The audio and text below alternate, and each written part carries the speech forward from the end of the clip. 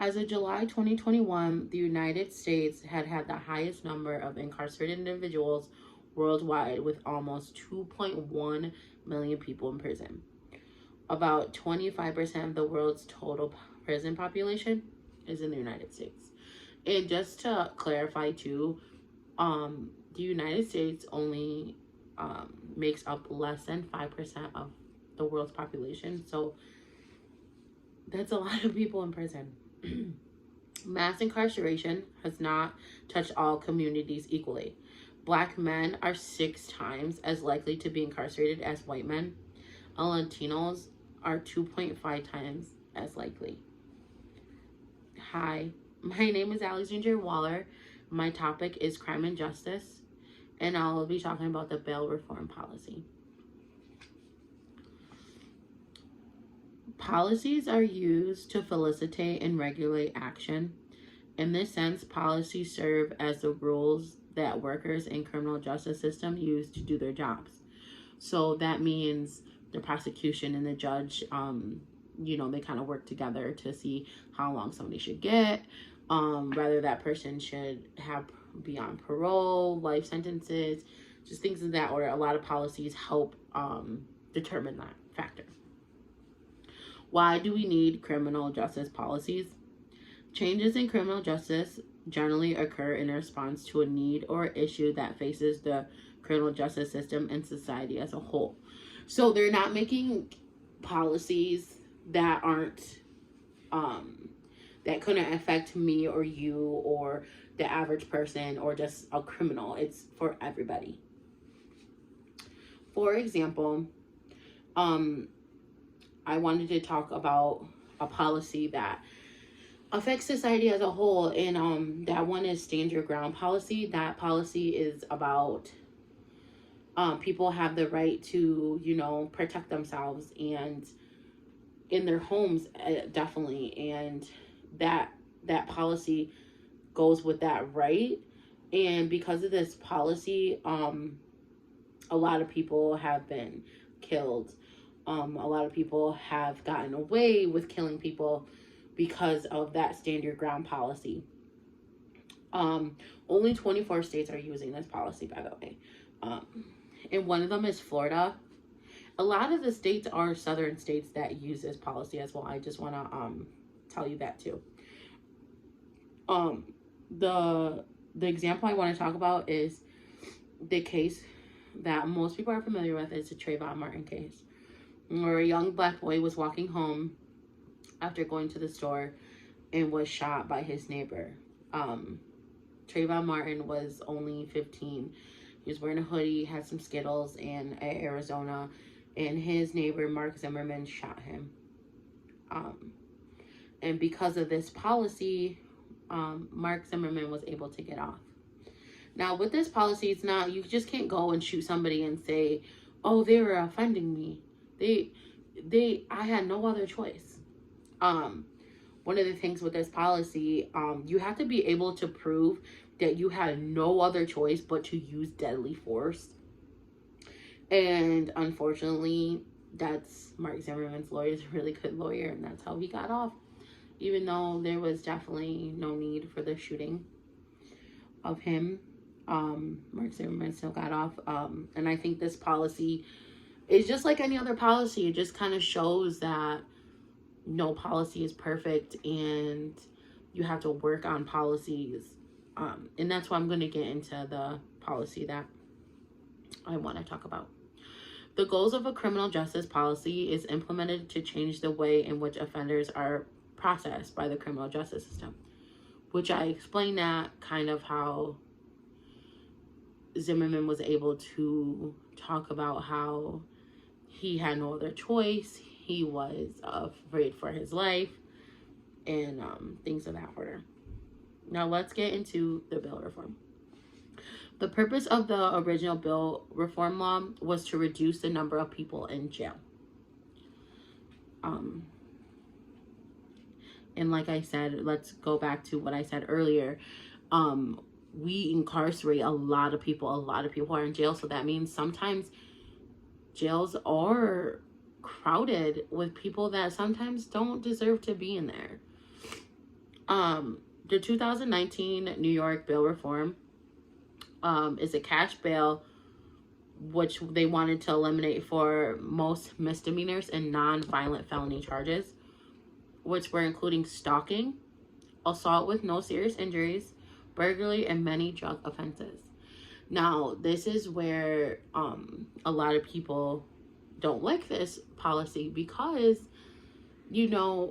stalking and burglarizing can lead to other things, such as, somebody stalking you. Sometimes people just stalk and don't do nothing. Some people stalk and then they end up killing you. And I think a lot of people are just kind of scared because, I called the police, told them that someone stalked me. They picked them up and they're out the next day, and they could come to my house and hurt me. And I think that is a reason why a lot of people don't like this bail reform. Because, it's scary. I understand and I empathize with that. But on the other hand, some people don't deserve to sit in jail for DWI, and because they don't have no money to get out of jail, they have to sit in there until their court date. And sometimes people's court dates aren't the next day. Some people's aren't the week later. Some people's are months or even years. The 2019 bail reform was passed on April 1st of 2019 and didn't go into effect until July 1st of 2019. So after an arrest, wrongfully or not, a person's ability to leave jail and return home to fight charges depend on money. Like I stated before, in most states, people are required to pay cash bail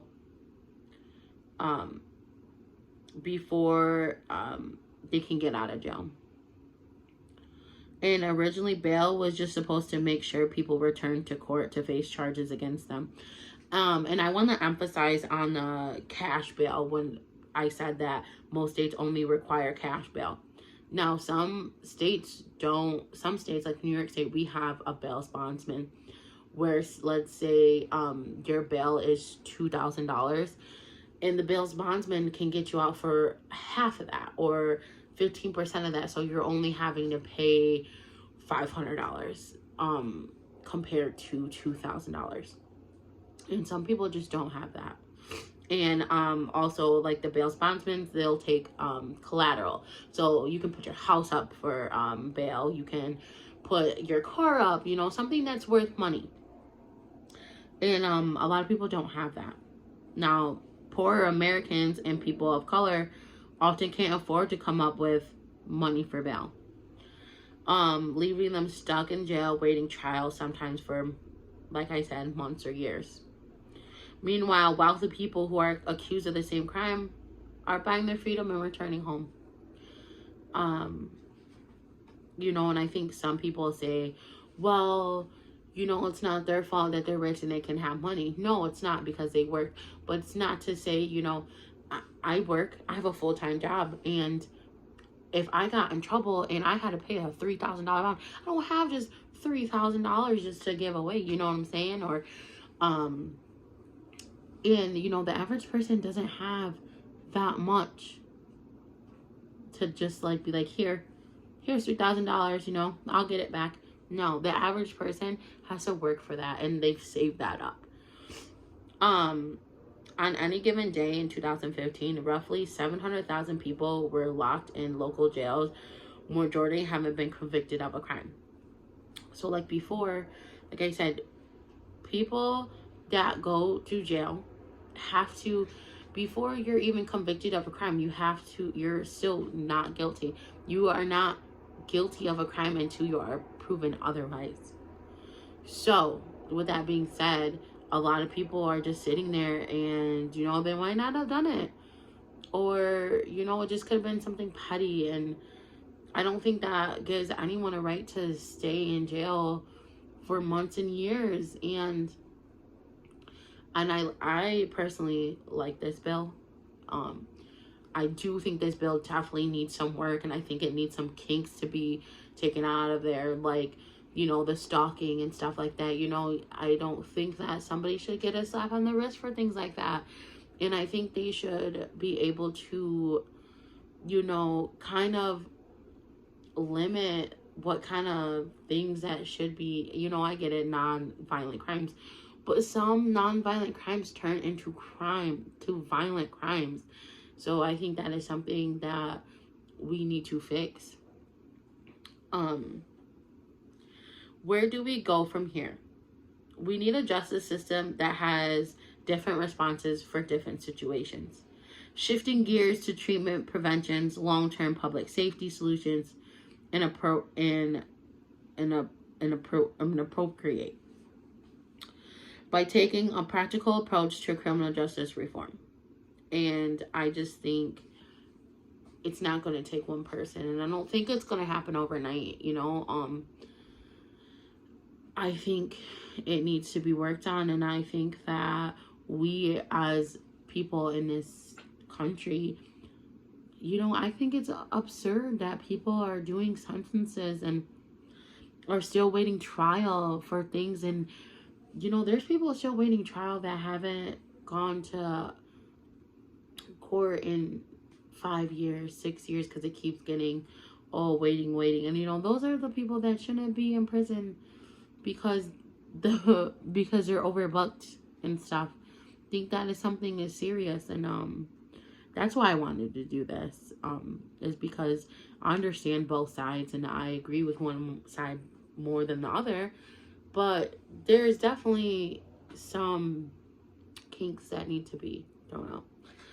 Thank you for listening to my TED Talk.